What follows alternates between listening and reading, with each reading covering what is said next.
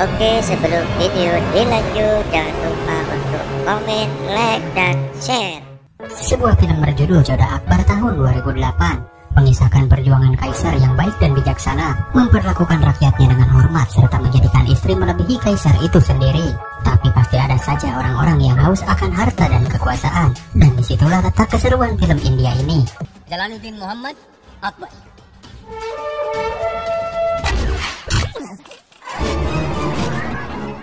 Berlatar di tahun 1000 Masehi, di mana saat itu tanah Hindustan tak terhitung dijajah dan dijarah. Tapi penjajahan itu sudah berakhir karena banyaknya kekaisaran dan dinasti-dinasti kerajaan yang berkembang. Kaisar sendiri dianggap lebih tinggi kedudukannya dibanding raja. Kalau di zaman sekarang, kaisar bisa diartikan sebagai presiden. Saat itu kekaisaran dipimpin oleh bangsa dari suku Mughal yang mayoritas mereka beragama Muslim. Didirikan oleh kaisar bernama Babur, lalu diwariskan kepada anaknya bernama Humayun. Dan setelah kematian Humayun, kini jabatan terbesar seorang kaisar jatuh kepada salah satu anak laki-lakinya bernama Jalaluddin Muhammad Akbar. Jalaluddin sendiri seorang kaisar Muslim pertama yang lahir di tanah Hindustan, tepatnya di daerah bernama Rajputana. Di Rajputana sendiri banyak kerajaan kecil yang berdiri. Di antaranya ada kerajaan bernama Amer yang mayoritas beragama Hindu. Di sana terlahir seorang putri bernama Jodah. Sejak kecil Jodah sudah ditunangkan kepada anak raja bernama Pangeran Ratan Singh dari kerajaan Ajabgar. Kaum Rajputana sejak kecil sudah dilatih seni perang untuk melindungi diri sendiri dan melindungi kerajaan. Di antara para pejuang ada seorang anak laki-laki bernama Sujama yang sudah Jodah anggap sebagai kakak. Dia selalu melindungi Jodah dan selalu ada di setiap Jodah membutuhkannya. Di zaman itu kekaisaran Mughal hampir runtuh, dan banyak sekali raja-raja yang ingin memperebutkan singgasana kekaisaran demi menguasai seluruh Hindustan. Maka terjadilah sebuah perang besar, di mana raja bernama Hemu memiliki pasukan lebih besar 2 kali lipat dibanding pasukan Mughal. Sebelum berperang, seorang pelayan Mughal yang setia melatih Jalaluddin sejak dia berusia 13 tahun agar menjadi seorang pemimpin. Ayah Jalaluddin yang bernama Humayun yang telah tiada bercita-cita mengibarkan bendera Mughal di tanah Hindustan. Dan jika Tuhan menghendaki, maka suatu hari nanti Jalaluddinlah yang akan mewujudkannya. Perang pun akan segera berlangsung. Pasukan Mughal mengincar Raja Hemu, karena kalau berhasil maka bangsanya akan tercerai-berai. Salah satu pemanah terbaik pun diutus, dan dia berhasil merobohkan Raja Hemu. Secara otomatis seluruh pasukan Hemu dipukul mundur. Jalaluddin diberikan sebuah pedang untuk memenggal kepala musuh, sebagai pembuktian kalau Jalaluddin pantas menjadi seorang kaisar. Tapi Jalal yang masih terlalu kecil tidak mau melakukannya. Si pelayan pun marah karena hal ini bangsa Mughal akan meragukan kekaisaran Jalaluddin. Meski begitu dia sendirilah yang menebas leher Raja Hemu di depan Jalaluddin, berharap setelah dewasa dia bisa menjadi pemimpin yang paling ditakuti. Beberapa tahun kemudian, si pelayan dan Jalaluddin bertekad untuk menyatukan seluruh Hindustan kepada kekaisaran Mughal. Beberapa orang diutus memberikan surat perdamaian kepada raja-raja tetangga, sekaligus diajak bergabung bersama kekaisaran Mughal. Dan pastinya kebanyakan menolak bergabung, apalagi saat ini semua orang wajib membayar pajak. Inilah sosok Jalaluddin saat ini. Dia pun menanyakan apakah surat perdamaian sudah sampai kepada raja-raja. Tapi salah satu pasukan menyatakan kalau surat perdamaian itu sudah dirobek dan dikembalikan, yang itu berarti sebuah bentuk penghinaan. Dia pun berdoa lalu menyerang kerajaan yang sudah menentangnya. Dan singkat cerita mereka menang lalu menangkap seorang raja. Seperti saat Jalaluddin kecil, si pelayan menyuruh menghabisi raja ini karena sudah berani menghina dan menentangnya. Tapi Jalaluddin mengatakan semua raja yang tertangkap patut dikasihani. Dia ingin memimpin negeri ini, tapi tidak dengan kekerasan. Semua tawanan perang tidak pantas dijadikan sebagai budak. Kali ini semua keputusan ada di tangan Jalal, dan untuk pertama kalinya dia menghentikan pedang si pelayan, lalu menyuruhnya untuk bertaubat, beribadah, mensucikan diri, pergi ke Mekah. Mendengar itu si pelayan tak bisa berkata dan hanya diam.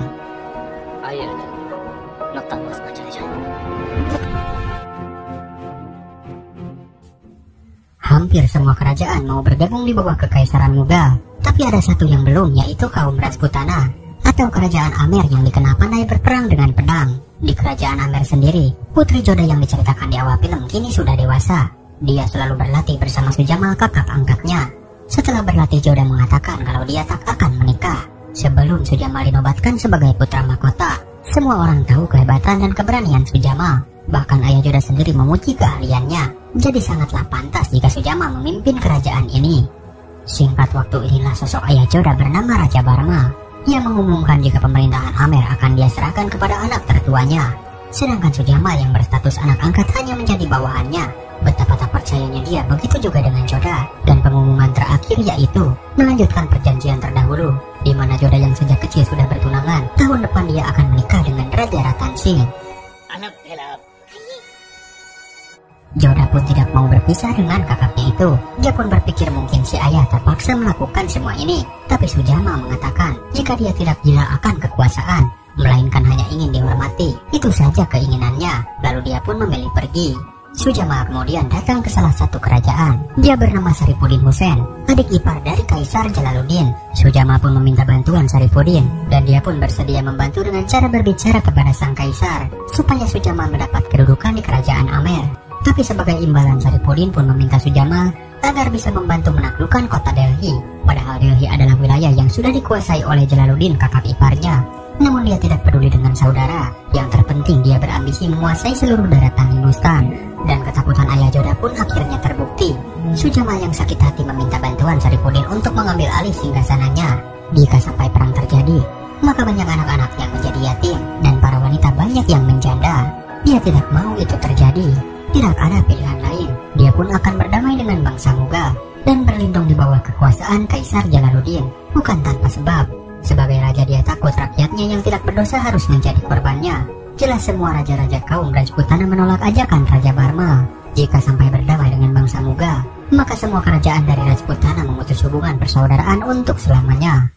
Setelah surat perdamaian diterima oleh Jalaluddin, dia pun diundang ke istana. Di sana Kaisar Jalaluddin gemar berolahraga menjinakkan seekor gajah.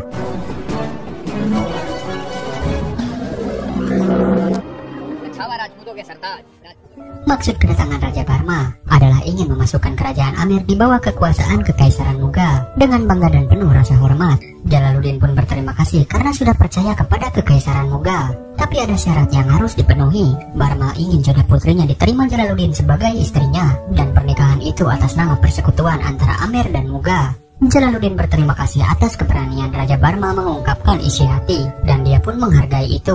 Namun dia juga meminta waktu untuk memikirkan ini semua. Jalal kemudian berdoa di sebuah tempat suci. Dia pun meminta kelancaran dengan niatnya yang ingin menyatukan seluruh Hindustan di bawah langit Mughal. Selesai berdoa, rupanya di sana juga ada Sarifuddin bersama seorang menteri bernama Samsuddin. Assalamualaikum. Waalaikumsalam. Waalaikumsalam, beda. Menteri Samsuddin mengatakan jika ada suatu wilayah yang menghalang pengembara muslim untuk beribadah ke tanah suci, bahkan di beberapa tempat sudah terjadi perampokan dan penjarahan kepada orang-orang muslim. Dia takut suatu saat akan menjadi perang antar agama. Jalal pun bertanya wilayah itu kekuasaan siapa, dan Sarifuddin menjawab kalau wilayah itu dikuasai oleh Raja Barmal dari kerajaan Amer. Amer ke Raja Barmal ke. Tidak mau umat muslim celaka, Jalal pun menyuruh menyampaikan kepada Raja Barma kalau dia setuju untuk menikah dengan Putri Joda. Namun Sarifuddin heran bagaimana pernikahan itu bisa terjadi. Putri Joda seorang Hindu sedangkan Jalal adalah seorang muslim. Jalal pun sudah memikirkan ini semua. Mengapa orang-orang terdahulu selalu gagal menyatukan Hindustan? Karena mereka mengedepankan perbedaan.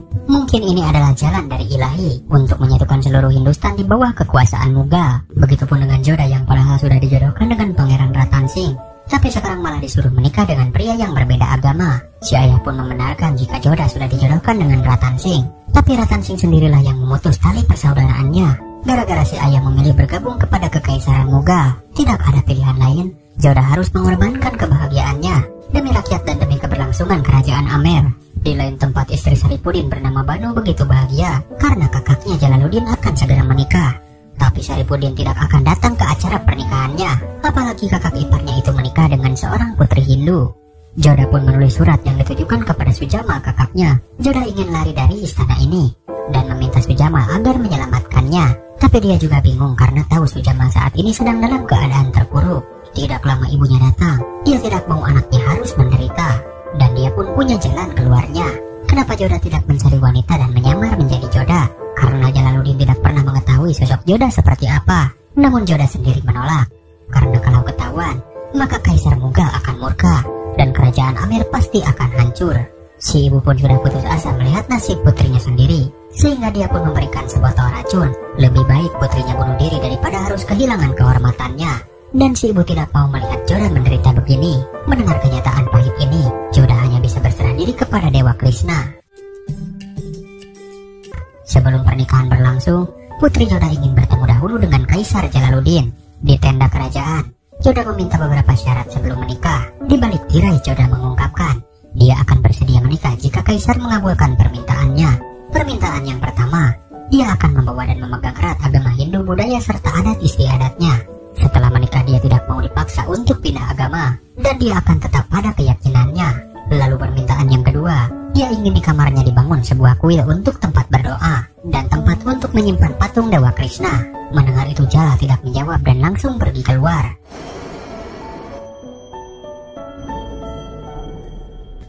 Di hadapan semua orang, dia mengatakan kalau putri dari Raja Parma meminta dua syarat. Yang pertama, dia akan tetap memeluk agama dan tradisinya, dan yang kedua, haruslah dibangun sebuah kuil di dalam benteng Mughal.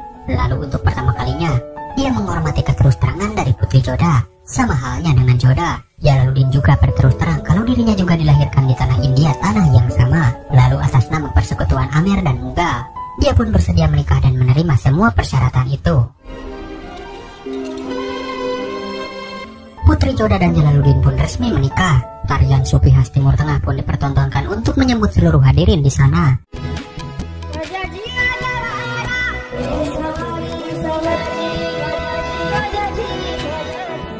Di malam pertama, Joda tidak mau disentuh sedikit pun. Jalal pun mengatakan, di agama Islam seorang wanita punya hak untuk memutuskan tali pernikahan. Jika ini adalah beban, maka putuskanlah hubungan ini, maka Joda akan terbebas. Namun Joda mengatakan kalau di agama Hindu, pernikahan adalah ikatan suci untuk 7 waktu kehidupan. Dia pun berterima kasih karena sudah mengabulkan semua permintaannya.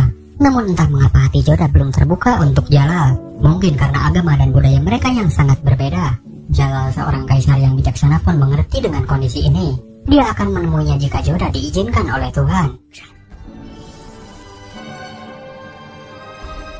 Di keesokan harinya, putri Joda diperkenalkan kepada ibunda Jalaluddin bernama Ibunda Ratu Hamidah. Dia pun begitu senang, mendoakan menantunya agar senantiasa dijauhkan dari mara bahaya serta sehat dan bahagia selalu. Si ibu juga memperkenalkannya kepada seorang wanita bernama Maham Angga. Dia adalah pengasuh Jalaluddin sejak kecil. Bahkan Jalal sendiri menganggapnya lebih dari ibu dibanding dirinya. Beliau juga menjabat sebagai menteri di pengadilan Mughal. Si ibu mengatakan jika Maham Angga memiliki hak istimewa di sini. Selama 15 tahun dia tidak bersama Jalal anaknya dan lebih banyak menghabiskan waktu di luar kerajaan. Bisa saja Jalal tidak mengindahkan perintahnya, tapi dia tidak akan bisa melawan apa yang Maham Angga perintah. Meskipun begitu, putri Joda tak usah sungkan, karena sekarang ini adalah rumahnya. Si ibu pun menyuruh pelayan bernama Salima agar mengantar Joda ke kamarnya. Sebelum masuk ke kamar kerajaan, putri Joda membawa beberapa pelayan untuk melakukan upacara tradisi dan budaya khas dari Rajputana, dan orang-orang Mughal tidak mempermasalahkan hal itu. Sedangkan Maham Angga terlihat sinis, lalu meminta anak buahnya untuk mengawasi setiap gerak-gerik putri Joda.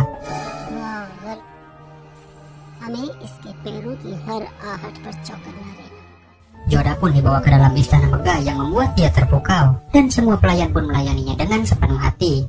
Di lain tempat di pengadilan, seorang menteri keuangan mengatakan kalau akibat perang pajak menjadi naik dan harga-harga sembako melonjak, hal ini berdampak buruk bagi perekonomian. Kasihan para rakyat jelata yang harus menanggung kesusahan, dan hal ini perlu perhatian khusus dari sang kaisar. Kemudian salah seorang mengatakan kalau adik iparnya Sarifuddin Hussein telah mengambil alih kekuasaan di suatu wilayah tanpa sepengetahuan sang kaisar. Kemudian seseorang bernama Adam Khan yang juga adalah kakak angkat dari Jalaluddin melanjutkan jika itu semua gara-gara pernikahan kaisar dengan putri dari kaum Rajputana. Dia menjelaskan jika Sarifuddin meragukan kecerdasan dan kemampuan kaisar memimpin negeri ini. Pernikahan itu sudah melewati batas kehormatan, yang dimana Sarifuddin mengatakan jika dinasti Mughal diambang kehancuran. Seorang menteri agama pun ikut bicara, apakah ini jalan satu-satunya untuk menyatukan kekaisaran? Kenapa harus menikah dengan seorang Hindu? Bahkan sebuah kuil dibangun di dalam benteng Mughal, yang itu dianggap sebuah hantaman bagi mereka. Jalal pun mengatakan jika keadaanlah yang mengharuskannya seperti ini. Tidak lama lantunan nyanyian dari putri Joda terdengar, sehingga pengadilan kerajaan sementara ditunda.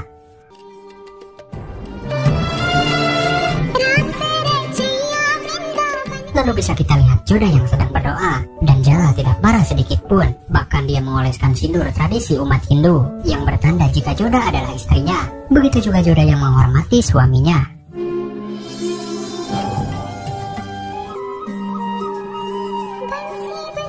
Di malam hari Adam Khan datang menghadap Jalaluddin. Dia kecewa karena Samsuddin lah yang diangkat menjadi Perdana Menteri, dan kenapa bukan dirinya lah yang diangkat. Adam juga mengatakan Jalal jangan sampai lupa kalau ibunya lah yang telah merawat dan mendidik mendidik Jalal sejak kecil. Itu berarti Adam adalah anak kandung dari Maham Angga. Joda yang melihat keributan pun kaget karena ada seseorang yang berani membentak kaisar. Para pelayan pun mengatakan hanya Adamlah yang berani menentang Jalaluddin. Namun ada alasan kenapa Jalal tidak memberikan jabatan kepada Adam. Ternyata Adam telah menjarah dan merampok rakyat kecil. Bahkan dia juga melakukan pemerkosaan terhadap kaum wanita. Dia juga memaksa seseorang untuk pindah agama. Dan semua itu Jalal sangat membencinya. Apakah pantas orang seperti itu diangkat menjadi seorang menteri? Adam juga menghina Joda, istri kaisar yang beragama Hindu. Lalu Jalal marah besar karena harus diingat siapapun dia, kini dia adalah permaisuri Hindustan. Dia berhak mendapatkan kehormatan di istana Mughal. Jalal pun tak akan mentolerir semua bentuk hinaan yang ditujukan kepada istrinya. Lalu Joda yang melihat itu tersentuh mendengar ucapan suaminya. Di lain tempat di kerajaan Ajabgar, Sujamal yang gagal meminta pertolongan Saripuddin ditawari bantuan oleh Pangeran Ratan Singh dan juga ayahnya. Si ayah mengatakan akan membantunya merebut kembali singgasana kerajaan Amer untuk Sujamal. Dia berjanji akan menghapus nama Joda dan Jalaluddin di tanah Hindustan. Lalu Sujamal pun sangat khawatir dengan kondisi adik iparnya. Dia sangat tahu Joda. Dia menyangka mungkin saat ini Joda sedang terpuruk, bersedih dan sangat memprihatinkan. Singkat waktu, Jalaluddin selalu mengadakan kajian memperdalam ilmu agama bersama para ulama. Dan bersamaan Joda juga bahagia berada di sini. Mungkin pintu hatinya telah terketuk dengan perlakuan yang baik dari semua orang di istana ini. Jalal pun diceramahi oleh ibu angkatnya supaya dia bisa menjadi pemimpin yang tegas dan berani menghukum orang-orang yang menjadi pengacau. Bahkan dia juga harus berhati-hati kepada Saripuddin karena dia bukan di bawah kendalinya. Tapi fokus Jalal teralihkan kepada Joda yang berdiri di sana.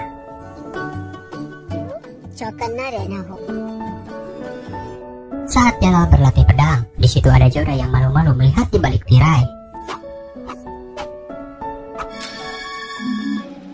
Kemudian Salimah pelayan istana memberikan kabar baik kalau Jalal akan mengadakan pesta untuk menghormati umat Rajputana, dan itu semua hadiah untuk Joda.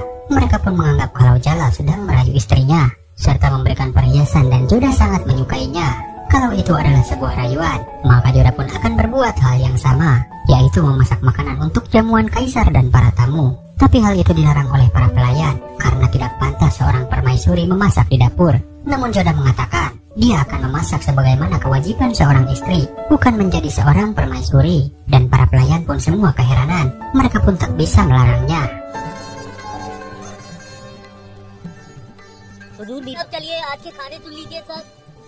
Semua bahan-bahan pun disiapkan, tapi si kepala koki pun malah bengong karena untuk pertama kalinya permaisuri memasuki dapur kerajaan. Maham Angga yang kebetulan lewat menegur para staf karena bukannya memasak malah berdiri di sini.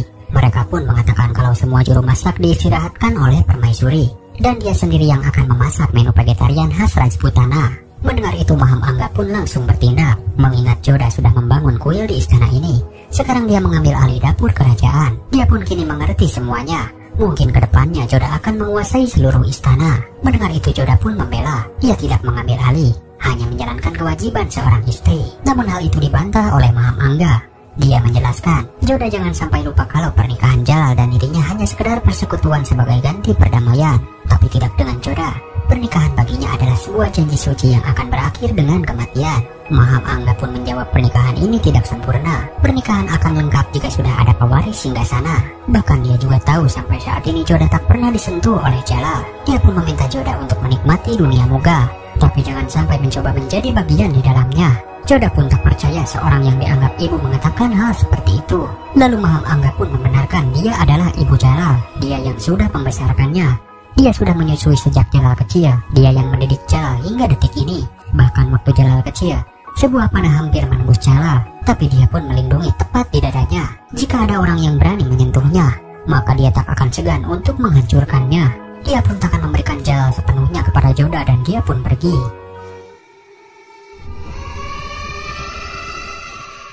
Singkat waktu pada saat pesta jamuan, sebagian orang Rajputana diundang oleh Jalal. Si kepala dapur pun minta maaf karena menu jamuan ini bukan dibuat olehnya, melainkan oleh permaisuri. Jalal pun marah karena seharusnya jamuan ini dikhususkan untuk penghormatan permaisuri itu sendiri. Joda pun angkat bicara, semua ini bukanlah kesalahan kepala dapur.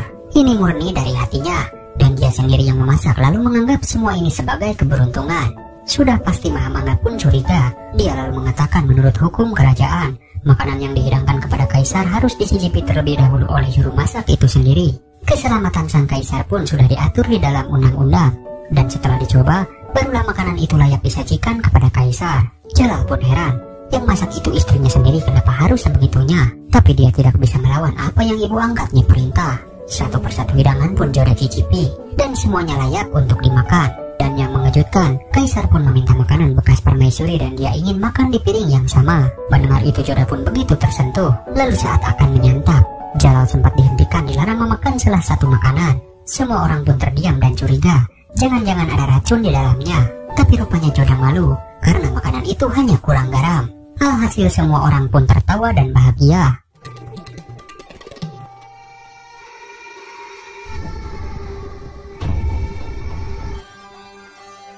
Sedangkan kaisar bahagia karena makanan ini terasa nikmat.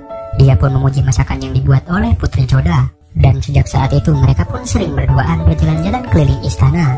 Kemudian para menteri pun menyampaikan di beberapa daerah mengalami kekeringan air, ditambah harga sembako yang semakin tinggi. Dirasa inilah saatnya untuk membebaskan pajak demi kehidupan mereka. Dan Jalal pun sesegera mungkin akan mencari jalan keluarnya. Kemudian untuk sementara waktu, ibu kandung Jalal Ratu Hamidah harus pergi karena ada tugas. Saat sedang beres-beres, si pelayan menemukan sebotol racun beserta sebuah surat yang ditulis oleh Joda. Penemuan itu pun disampaikan kepada Maham Angga, dan dia akan menjebak Joda dengan temuan ini. Salimah pun mencoba membela. Kalau diketahui surat itu Joda tulis sebelum dia menikah, dia tahu semua itu dari salah satu pelayan Rajputana. Namun si ibu tiri ini mengancam Salimah, dan diminta tutup mulut jangan sampai orang tahu tentang rencananya. Surat itu pun diam-diam dikirim kepada Sujama. Di dalam surat itu berisi ungkapan hati Joda yang bersedih dan meminta tolong agar Sujama membawanya pergi. Kalau kita ingat di awal film Joda pernah menulis surat itu tapi sebelum dia menikah. Surat itu pun dibaca saat Sujama bersama Pangeran Ratan Singh. Sujama pun disuruh untuk segera menjemput adiknya. Tapi si ayah mengatakan kalau itu mungkin adalah jebakan. Mereka pun bertanya-tanya, kenapa Joda memanggil Sujama ke kandang singa. Namun meskipun nyawa taruhannya, dia pun akan tetap pergi demi Joda adiknya. Di lain tempat Adam Khan mengadu kepada Saripudin kalau dirinya sudah diketahui Samsudin telah menggelapkan uang pajak.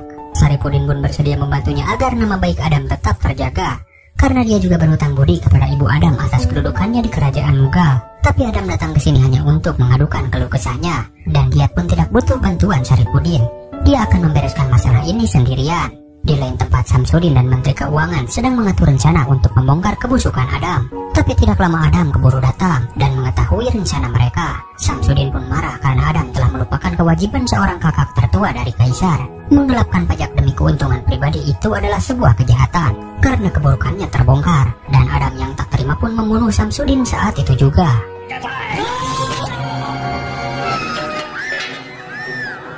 Adam pun sudah hilang akal sehatnya.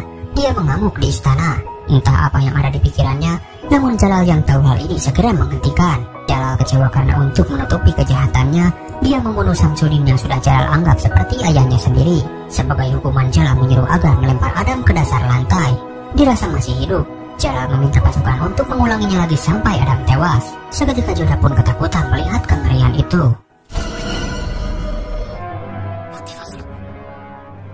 Setelah kejadian itu, Jalal pun minta maaf kepada ibu tertua karena sudah membunuh anak kandung Maham Angga atas tindak kejahatan.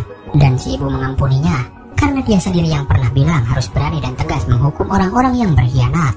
Tapi dia juga mengatakan kalau Jalal harus berhati-hati dengan Joda yang berpotensi berkhianat juga. Mendengar itu Jalal pun tidak mengerti, dan Maham Angga pun memperjelas. Diketahui telah ditemukan sebotol racun dan sebuah surat. Di surat itu telah tergambar kalau Joda sudah bertunangan dengan Pangeran Ratan Singh dari kerajaan Ajabgar. Lalu sekarang Joda menikah dengan Jalaluddin. Tidakkah Jalal sadar jika semua itu adalah sandiwara mereka untuk menguasai kerajaan Mughal, dan Joda diutus sebagai pembunuh bayaran dari Rajputana? Jalal pun mulai menyadari ternyata surat itu ditujukan kepada Ratan Singh, dan tidak lama lagi Joda akan dijemput oleh seseorang.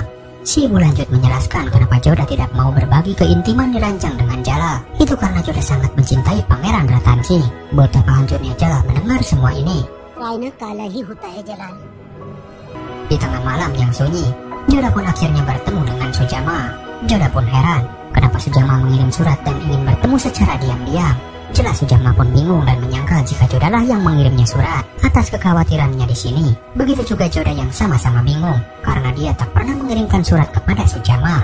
Sambil mengeluarkan bukti, Joda membenarkan itu adalah benar tulisannya, tapi dia menulis surat itu saat dia belum menikah. Dan saat ini terbukti dia baik-baik saja serta bahagia berada di sini dan meminta Sujamal agar tidak ada yang harus dikhawatirkan. Sujamal pun kaget karena mana mungkin Joda bahagia dengan pernikahan yang terpaksa ini. Joda pun menjawab, dia juga tidak menyangka ternyata di sini dia diperlakukan begitu istimewa, tidak harus pindah agama, bahkan kaisar membangun sebuah kuil di kamarnya. Mereka berdua pun jadi bingung, sebenarnya siapa yang mengirim Sujamal surat itu? Dan rupanya di kejauhan Jalaluddin yang melihat istrinya bersama seseorang, menyuruh semua pasukan untuk menangkapnya. Yang akhirnya Sujamal menyangka kalau Joda lah yang menjebaknya, menganggap Joda yang kini menjadi seorang pengkhianat. Padahal Joda sendiri tidak tahu apa yang sebenarnya terjadi. Tapi Sujamal berhasil kabur, sedangkan pelayan yang menemani Joda pun ditangkap. Jalal pun kepalang emosi. Dia menganggap kalau Joda bertemu dengan Pangeran Ratan Singh, mau menjelaskan tapi Joda tak diberi kesempatan. Dia pun sudah tahu semuanya dari ibu angkatnya. Joda pun sempat membela kalau sebenarnya ibu angkatnya itulah yang berkhianat. Namun Jalal pastinya tak akan percaya, karena dia sudah hidup bersamanya puluhan tahun. Jadi mana mungkin Maham Angga berkhianat? Begitu malangnya Joda. Di saat dia menemukan cinta, kepercayaan, dan kebahagiaannya, kenapa semua ini harus terjadi? Lalu sebagai hukuman, Joda pun dipulangkan kepada kedua orang tuanya. Singkat waktu kini Joda sudah berada di kerajaan Amer. Dan sepulang ibu kandungnya bertugas, dia marah-marah kepada si ibu angkat karena berani mencampuri urusan anaknya, bertindak sewenang-wenang di luar batas seorang ibu. Ratu Hamidah pun menjelaskan jika pria yang Joda temui bukanlah Pangeran Ratan Singh, melainkan Sujamal kakaknya. Apakah Jalal sudah menyadari kalau surat yang Joda tulis dibuat sebelum dia menikah? Dan Maham Angga sudah meracuni pikiran Jalal dengan jebakan surat itu. Si ibu angkat membela dan membentak ibu kandung Jalal yang membuat Jalaluddin marah, karena dia tidak rela siapapun membentak sang ibunda, meskipun si ibu asuh sekalipun.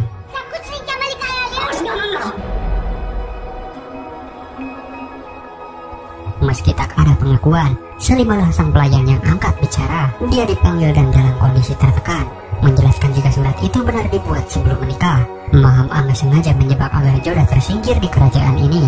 Seseorang yang sudah dianggap ibu tega berbuat seperti ini, dan Jalal pun mengampuni perbuatannya karena dia sudah mengurus Jalal sejak kecil.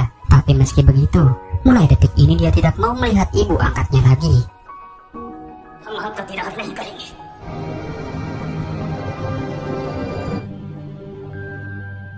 Ibundanya pun menyuruh Jalal membawa kembali Joda dan mengakui kesalahannya. Karena dengan mengakui kesalahan, maka akan ada rasa cinta yang semakin besar. Dia yakin Joda pun mau mengerti. Berangkatlah Kaisar ke kerajaan Amer. Dia pun disambut oleh si ayah. Lalu Joda yang masih marah berkata tidak akan kembali ke Mughal. Sesuai adat istiadat di sini, menantu pria yang datang harus mengetahui di balik kerudung yang manakah istrinya dari beberapa wanita di sana. Dan jika berhasil, maka Jalal berhak tidur di kamar istrinya. Jika tidak, maka Jalal akan tidur di luar kamar. Jalal kemudian mencari, dan dengan rasa cinta yang besar, dengan tepat dia menemukan Joda.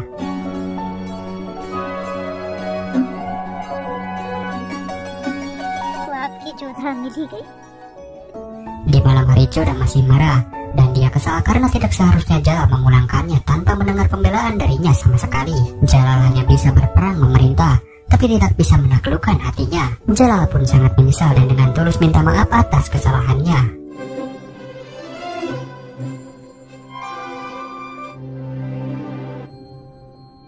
Di keesokan pagi ketika Joda berlatih pedang, Jalal menghampiri dan mengajaknya bertarung. Dia pun bertaruh jika Joda menang, maka dia boleh tinggal selamanya di kerajaan ini. Jika Jalal lah yang menang, maka Joda harus ikut kembali bersamanya.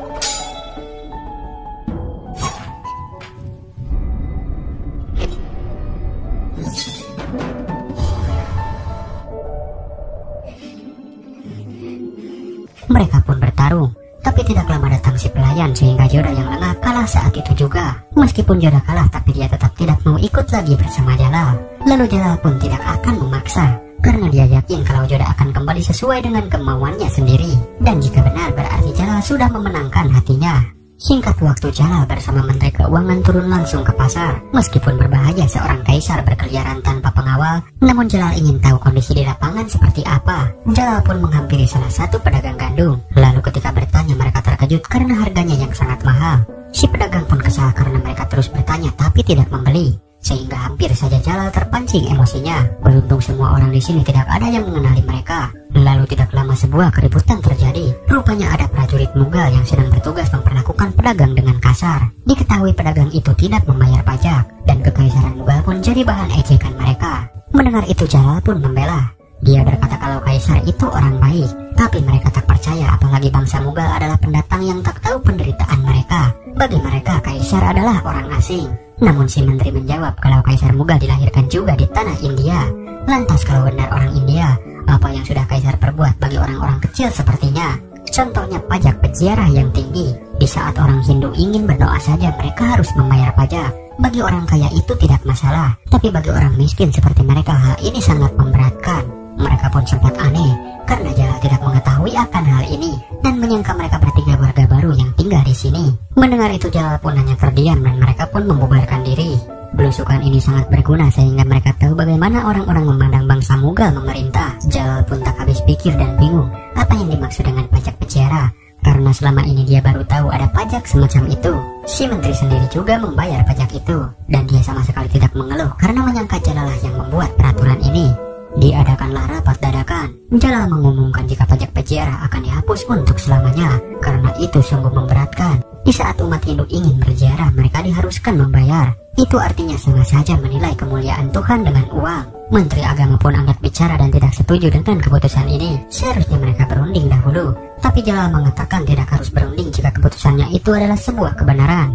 Dia pun sama sekali tidak menyinggung agama Islam sedikit pun. Malah sebagai pemimpin, ingin rakyatnya tahu walau berbeda agama dan keyakinan sekalipun akan tetap merangkul semua masyarakat. Menteri agama pun meminta penjelasan kepada Menteri Keuangan apa dampak dari menghapuskan pajak peziarah. Si menteri pun menjelaskan dampaknya adalah kehilangan pemasukan kebenaran kerajaan. Jalal pun mengatakan jika kerajaan Mughal dibangun bukan untuk menjadi penjajah seperti bangsa-bangsa lain. Sejak kecil dia selalu diberitahu orang lain tentang apa yang harus dia perbuat. Namun kali ini Jalal ingin bebas, memutuskan suatu tindakan yang menurutnya itu benar. Mulai detik ini tanpa ada pertentangan dari siapapun, pajak peziarah akan dihapus selama-lamanya. Umat Hindu dan umat Muslim pun berkumpul merayakan kebahagiaan mereka karena kini tak ada lagi pungutan liar dari oknum yang tidak bertanggung jawab. Beberapa kerajaan pun mempersembahkan kehormatan dan tradisi mereka kepada Kaisar Jalaluddin demi kesejahteraan bersama. Para pedagang juga ikut bersukacita bersyukur dengan semua ini. Dan ketika mendekat dia sadar orang yang waktu di pasar itu adalah sang kaisar. Tidak hanya itu, permaisuri Hindustan juga datang yang tidak lain Putri Joda kembali dan dia disambut oleh semua rakyatnya. Benar kata Jalal jika dia sudah memenangkan hatinya, dan Joda pun kalah dan sadar akan cinta mereka berdua. Kini bangsa Mughal seutuhnya ada di hati semua masyarakat, dan semua masyarakat ingin memberikan gelar penghargaan kepada sang kaisar yaitu Akbar. Nama Jalal pun kini berganti menjadi Muhammad Jalaluddin Akbar, yang berarti Akbar itu besar. Jalaluddin Muhammad Akbar.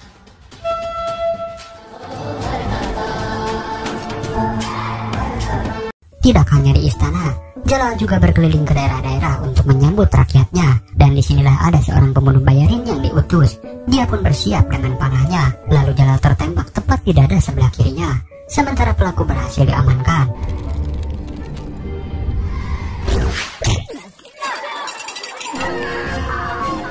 Jalal pun segera diobati.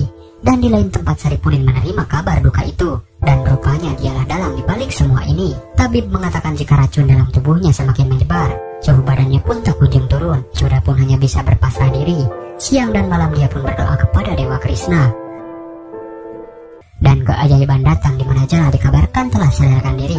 Joda pun kemudian belajar menggambar sesuatu. Jalal yang mengetahui itu ingin tahu apa yang sudah Joda gambar. Rupanya itu adalah sebuah kaligrafi yang sangat indah. Dan akhirnya di situ Jalal jujur dia tidak bisa membaca dan menulis. Sejak kecil dia dididik untuk berperang sehingga tak sempat untuk belajar. Mulai detik ini Jalal ingin Joda lah yang menjadi gurunya. Jalal juga ingin Joda membacakan untuknya dan ini adalah perintah. Meskipun tak sopan, Joda pun membacakan yang ternyata bertuliskan nama sang kaisar. Jalaluddin Muhammad Akbar Joda. Dia mengajak Joda ke sebuah ruangan dan di saat yang tepat dengan cahaya matahari yang hampir tenggelam, dia pun mengungkapkan cinta. Dan Joda pun membalas jika dia juga sangat mencintai Jalal. Lalu untuk pertama kalinya mereka pun saling bermesraan.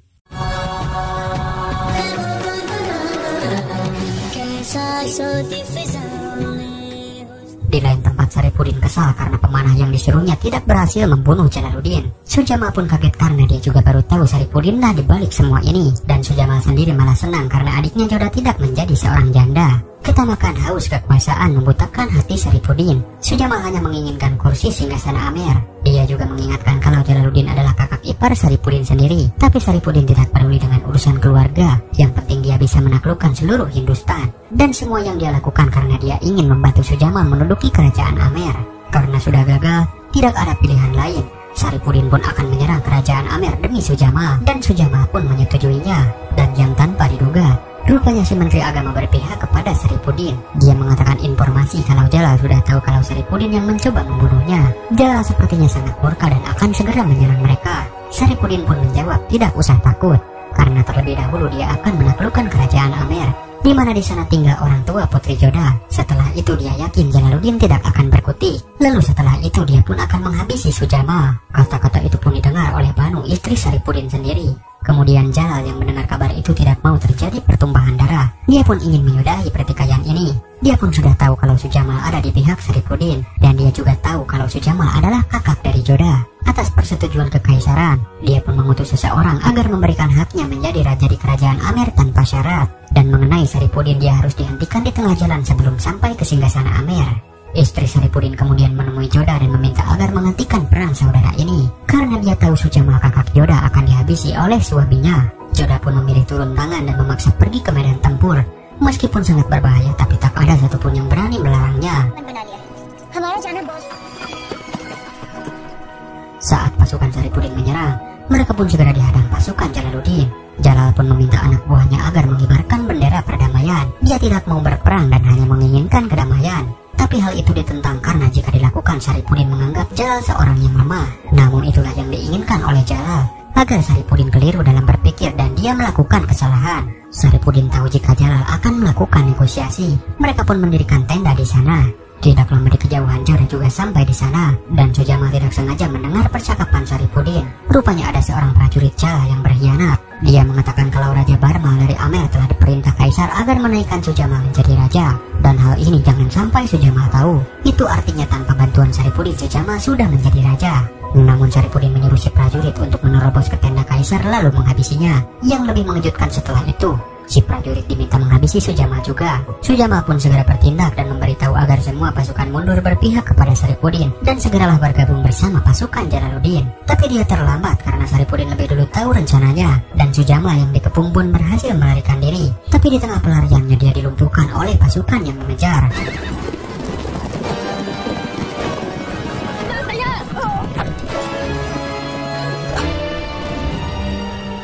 Meski begitu, dia pun berhasil sampai ke hadapan sang kaisar. Di saat bersamaan prajurit yang menyamar akan menyerang Jalal, tapi dia gagal karena pasukan yang berjaga lebih sigap. Sujamal pun berterima kasih kepada Raja Barma karena sudah setuju mengangkatnya sebagai raja, dan dia pun mengatakan kalau Joda sudah berkhianat. Hal itu pun segera ditepis oleh Jalal karena Joda sama sekali tidak berkhianat, melainkan kesalahan Jalal sendiri yang tidak percaya dengan ucapannya.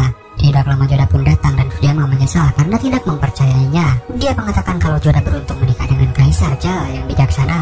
Dia minta maaf karena tidak bisa menjadi kakak yang terbaik untuk Joda. Kata-kata terakhirnya dia memuji jika Kaisar adalah orang yang sangat mulia, dan akhirnya Sujamal pergi untuk selamanya.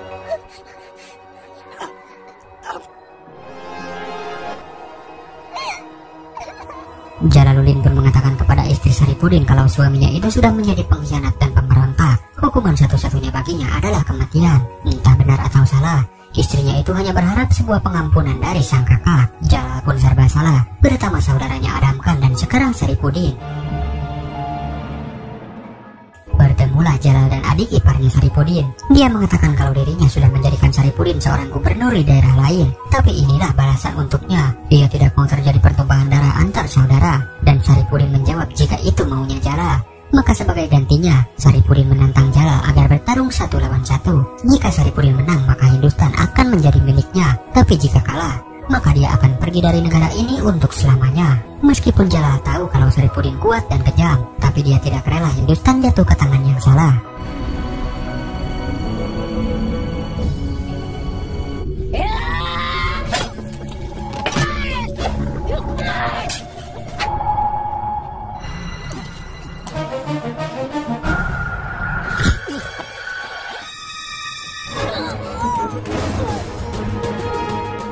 Mereka lalu bertarung dan meskipun sulit tapi akhirnya Jalalah yang menang. Andai saja dia bukan adik iparnya, mungkin tombak ini sudah bersarang di tubuhnya. Dan demi kebaikan adik perempuannya, Jalal pun mengampuni Saripudin.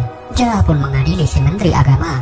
Dia mengatakan kalau dirinya beragama Islam, dia adalah seorang muslim, tapi dia berprinsip akan menunduk dan menghormati semua orang di dunia ini yang memeluk agama manapun. Kaisar membebaskan rakyatnya untuk beribadah kepada keyakinan masing-masing. Karena pernah menantang Kaisar, Jalal pun menghukum menteri agama untuk mengabdikan sisa hidupnya di jalan Allah, yaitu pergi ke tanah suci Mekah. Biarkan semua orang tahu jika istrinya itu seorang Hindu, dia tidak mentolerir siapapun yang menentangnya. Ini akan menjadikan kemajuan Hindustan di masa depan. Toleransi antar umat beragama akan menimbulkan kedamaian dan tidak ada lagi perbedaan, dan semua orang pun mengaminkannya. Hindustan को सुनहरा बना सकती है। आमीन।